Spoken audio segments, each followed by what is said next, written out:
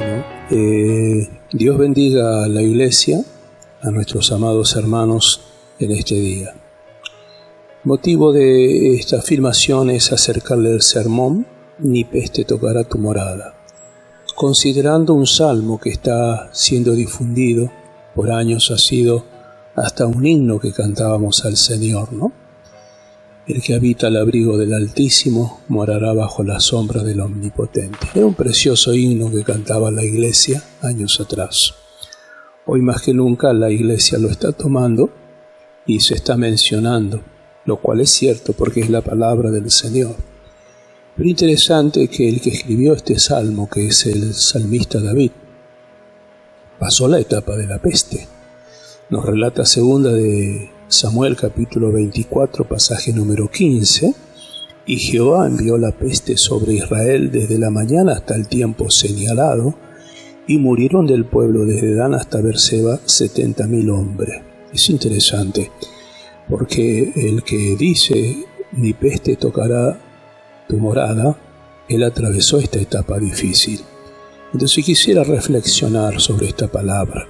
Lo primero que quiero decirle es que la palabra de Dios en cuanto a la peste no tocará tu morada son aquellos que están bajo la promesa del Señor, manteniendo su fe viva y obviamente teniendo los recaudos necesarios para que esto no llegue en su vida física ni espiritual.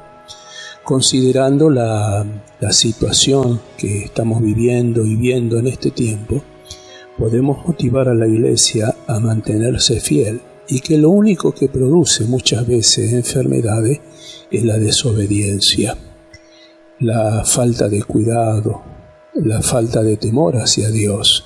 Y creo que esto ha sido un poco lo que está aconteciendo en el mundo. Voy a ir explicando, pero entiendo de que usted verá a través de los medios cómo el mundo ha perdido su temor hacia Dios, cómo ha jugado con el propio cuerpo y con la misma naturaleza. Y todo lo que hoy se ve es consecuencia de.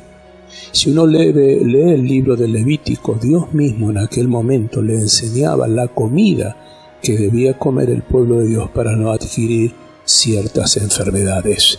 Y como usted sabrá, el hombre está para violar leyes, siempre está violando leyes, tratando de mostrar de distintas maneras su egocentrismo, olvidándose de aquel que lo llamó. Y obvio, esto que uno ve en este tiempo no es otra cosa más que la consecuencia de. Pensando en esto, mirando un poquito la vida de David y considerando lo que a él le pasó, el rey David, que vivió esta experiencia de la peste y que murieron muchísimas personas, y yo quisiera compartir con ustedes el libro de Deuteronomio, uno de los libros que habla de las consecuencias de la obediencia y desobediencia. Capítulo 28 del libro de Deuteronomio nos dice en el pasaje número 15: pero acontecerá que si no oyere la voz de Jehová tu Dios para procurar cumplir todos sus mandamientos y sus estatutos que yo te intimo hoy, que vendrán sobre ti todas estas maldiciones y te alcanzarán. Lamentablemente para el ser humano es como quebrar estas leyes, ¿no? Una ley espiritual, una ley natural y principalmente las leyes de la palabra del Señor. Entonces, mi estimado hombre y mujer de Dios, pensando en este hombre de Dios que atravesó este momento tan difícil, mi pregunta es, ¿qué le pasó? Bueno, se olvidó de que el que lo había puesto en el trono fue Dios.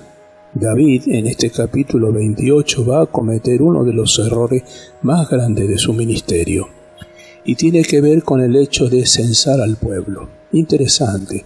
La soberbia y el orgullo de David lo llevó a un punto de pensar que lo que él tenía se había logrado por medio de la fuerza. Y claro, él comenzó a considerar que tenía que hacer un recuento de cuánta gente tenía a su disposición. Interesante ver que a veces el pueblo de Dios se preocupa en los números, ¿verdad? Mirando alrededor cuánta gente hay, cuánta gente no está, la asistencia y la preocupación de tener multiplicación de personas. Es lo que le pasó al rey David. ¿Cómo será que este hombre, en el capítulo número 24 del mismo libro de Samuel, donde tenemos pasaje 3, un hombre que no era muy espiritual, Joab, En el pasaje 3 le dice: añada Jehová tu Dios al pueblo 100 veces tanto como son, y que vea mi señor al rey. Mas ¿para qué se complace en esto mi señor? Este hombre, que no era muy espiritual, Joab, le estaba diciendo al rey qué necesidad tenía de censar al pueblo. Pero David estaba bastante caprichoso, porque dice el texto bíblico: la palabra del rey fue firme. Así que Joab, contra su propia voluntad, tuvo que salir a censar al pueblo, a buscar los números, a saber cuánta gente tenía. Y realmente cuando uno ve esto dice: ¿qué necesidad tenía David de hacer este tipo de cosas cuando ya Dios lo había bendecido?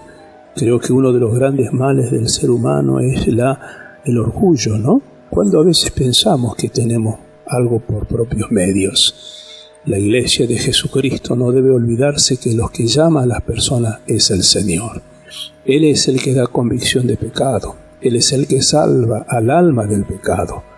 Él es el que limpia a la persona de toda situación. No hay un hombre en esta tierra que pueda hacer algo en favor de otro hombre si no fuere dado por Dios. ¿Cómo es posible que este orgullo nazca en el corazón de un ser humano a tal punto que comienza a considerar que puede llegar a alcanzar algunos metas o algunos logros por propia cuenta? Estimado hermano, la misericordia de Dios se extendió hacia la vida de David. Gracias a Dios que se extendió, porque David ni siquiera sabía lo que le esperaba frente a semejante situación. Después que recibe la notificación, David se da cuenta de que él había cometido un pecado, y dice la Biblia: se angustió por lo que había hecho el rey David. Así que en este día quiero hablar acerca de estas cosas, el tener cuidado de las cosas que no nos pueden bendecir, tener temor a Dios y saber que todo lo que Dios nos ha dado simplemente ha sido misericordia del Señor. Mi estimado hombre y mujer de Dios, cuando uno ve esto, he pensado en una nota que llegó en estos días acerca de un doctor de Italia. Él relataba cómo era tan ateo y tan escéptico y cómo se burlaba de las familias cristianas. Allí en Italia él vio cada día cómo la gente se moría y llegó a un punto de darse cuenta que tenía que decidir entre quién moría y quién vivía.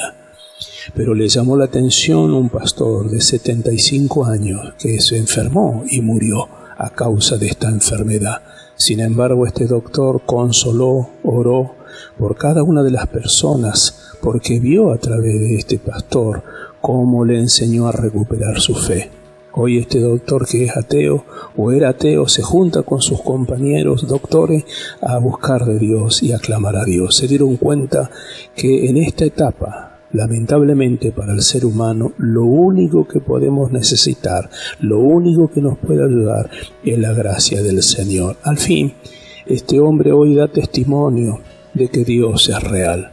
Y creo, mi estimado hermano, que lo que le pasó a David cuando vino la peste sobre el pueblo, creo que lo mismo nos está pasando en este tiempo. Mirad las naciones afectadas. Las naciones se olvidaron de Dios. Los reyes, los gobernantes, dieron más interés a lo lucrativo, lo económico, más que buscar a Dios. Cuando uno medita en el libro de Malaquías, habla de la nación como se olvidó de Dios. Y esto es una verdad, y creo que este es un tiempo que las naciones deben rendirse y mirar a su Salvador. Cuando uno lee el libro de Apocalipsis, encontramos tantas pestes, tantas enfermedades, y sin embargo, uno encuentra que una y otra vez el pueblo se niega a buscar al Señor. Quiera Dios que este tiempo sea un tiempo para que la iglesia, los líderes, los obreros tomen conciencia de que no estamos exceptuados. Hoy estamos guardados en nuestros hogares, en nuestras casas, cuidando nuestra vida, pero realmente de alguna manera puede llegar esta enfermedad. Yo le ruego en esta hora, en el nombre de Jesucristo, que pueda alzar su voz y pueda realmente buscar al Señor, reclamarle al Señor para que Dios pueda tener misericordia de su vida.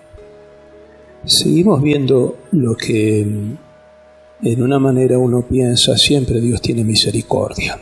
En sermones que la peste no tocará nuestra morada. Dios es un Dios justo, pero también es un Dios misericordioso. En este caso, David entendió que había cometido un error delante de Dios. De la misma manera que nos pasa a nosotros, reconocemos nuestros errores y tenemos un Dios que es Dios de misericordia. Capítulo 24, pasaje 16 nos dice: y cuando el ángel extendió su mano sobre Jerusalén para destruirla, Jehová se arrepintió de aquel mal y dijo al ángel que destruía al pueblo: basta ahora, detén tu mano. Y el ángel de Jehová estaba junto a la era de Arauna, Jebuseo. Se detuvo por la gracia de Dios, y creo que debe ser nuestro tiempo de clamar a Dios misericordia. Este martes, Dios mediante, tendremos en toda la Argentina un clamor. Se comenzará a las 11 de la mañana.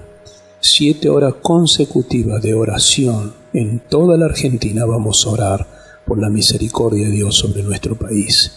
Yo ruego a la Iglesia que se pueda anexar a este tiempo de oración. Dedíquele un tiempo de clamor a Dios para que Dios detenga sobre nuestra nación, sobre el mundo, la plaga que está trayendo tanto dolor y tantos desastres económicos, espirituales y físicos. Entonces, cuando uno ve que se detuvo el ángel en la era de Arauna, texto bíblico que usted conoce, David entendió que tenía que ofrecerle a Dios un altar. Él quería ofrecerle un altar a Dios allí, de misericordia, realmente de piedad, porque Dios ha tenido piedad. Entonces, mi estimado hermano, creo que es el tiempo de levantar ese altar, como hizo David, levantar un altar por la misericordia del Señor. Y la historia nos dice que el dueño de esa era quería obsequiarle a David porque entendía que era el rey y porque consideraba que tenía que ser parte de esto. Pero David, que había sido el causante de semejante desastre, él le dice: no daré a Jehová cosa que no me cueste alguno. Y creo que este es el tiempo donde en el altar de Dios tenemos que ofrecerle lo mejor. He observado con mucha tristeza en este tiempo que los altares, los púlpitos, aparecen más como un entretenimiento y dar satisfacción a la gente para que la gente se sienta bien. Y creo que este es uno de los mayores pecados, pensar que venimos a la iglesia para que nos hagan sentir bien. El venir a la iglesia es para adorar a Dios. Romanos capítulo 12, pasaje número 1 nos dice que debemos presentarnos a Dios como sacrificio santo, agradable. ¿Qué significa esto? Muchas veces venimos a la iglesia con algunas crisis, con algunos problemas familiares de índole físico, ¿por qué no? Entonces allí es cuando tenemos que acercarnos a Dios con sacrificios vivos, darle a Dios más allá de nuestras fuerzas. Ahí es donde entendemos a Job, que después de semejante desastre, dice la Biblia, que rasgó su vestido, se vistió de cilicio y adoró a Dios. Ese fue un sacrificio, eso fue una adoración, cual David estaba adorando a Dios. Y creo que este es el tiempo de acercarnos a la iglesia, no para sentirnos bien, sino para adorar a Dios. Venir con alegría a la casa del Señor. Pensando en esto, me fui a Malaquías, pensando en la iglesia de este tiempo. El libro de Malaquías es uno de los que exhorta al pueblo de Dios, referente a quejas del pueblo. Es interesante, cuando usted lee el libro de Malaquías, se encuentra con un profeta que hace preguntas y respuestas, ¿no? Quejas del pueblo y respuestas que él da. Uno de los capítulos, capítulo número 1, pasaje 10, dice: ¿quién también hay entre vosotros que cierre la puerta o alumbre mi altar de balde? Yo no tengo complacencia en vosotros, dice Jehová de los ejércitos, de vuestras manos aceptaré ofrenda. Estamos en un tiempo donde parece que todo tiene un interés, que todo tiene que tener un precio. Servir a Dios es servirle sin esperar nada a cambio. Tenemos que servir a Dios por voluntad, servirle al Señor por amor. Y en todo caso, dice Pablo, somos deudores hacia Dios. Entonces hoy nota que la población que se acerca, los líderes que trabajan y quieren servir a Dios, muchos de ellos lo único que buscan es una ganancia, un porcentaje, un dinero. Pablo el apóstol le aconseja al joven pastor que el obrero que va a ser elegido debe ser sin ganancia deshonesta. Y aquí nos encontramos hablando el Señor a la iglesia de aquel entonces. Sigue el profeta Malaquías diciendo, porque desde donde sale el sol, donde nace, donde se pone, es grande mi nombre. Entre las naciones y en todo lugar se ofrece a mi nombre incienso, ofrenda limpia. Porque grande mi nombre entre las naciones, dice Jehová de los ejércitos, y vosotros lo habéis profanado cuando decís inmunda la mesa de Jehová, o cuando decís que su alimento es despreciable. Además habéis dicho, qué fastidio es esto, mero despreciáis, dice Jehová. Interesante lo que habla el profeta. Está hablándole a la iglesia que no valoriza lo que tiene. Bueno, si lo queremos poner a este tiempo, la gente que se queja de tantas reuniones, de tantas actividades, el Salmo nos habla de los que estaban cautivos. Le decía a la gente, ¿por qué no cantan? Porque sabían que el pueblo de Dios era un pueblo feliz. Y ellos, dice, tenían colgados sus arpas entre medio de los árboles. Y decían, ¿cómo vamos a cantar? ¿Cómo vamos a adorar si estamos en cautiverio y lejos del templo de Jehová? Y este es el tiempo donde tenemos que valorizar la libertad que tenemos de bendecir a Dios. Que no sea un fastidio venir a ofrecerle sacrificios a Dios. Hoy nos sentimos tranquilos porque la verdad que nada nos está afectando. Pero Dios nos guarde, Dios nos ayude para que entienda que en algún momento, si te tocara algo, si llegara a afectar algo a tu vida, ¿cómo será tu reacción ante esta situación? Y encontramos que el profeta está hablando al pueblo de que las cosas que hacían no lo hacían con alegría. Hablo a la iglesia, a los obreros, a los pastores, para que sientan alegría cuando sirven a Dios. Que sepan que no es un esfuerzo, que no es un tremendo sacrificio. Dios nos ha dado mucho más de lo que nosotros merecemos y creo que se merece el Señor que podamos morir y vivir por Él. El apóstol Pablo dice, estoy puesto en estrecho porque para mí el vivir es Cristo y el morir es ganancia. Un hombre que no había escatimado su vida, que no tenía por qué preocuparse, porque tenía su dedicación entera al servicio hacia Dios.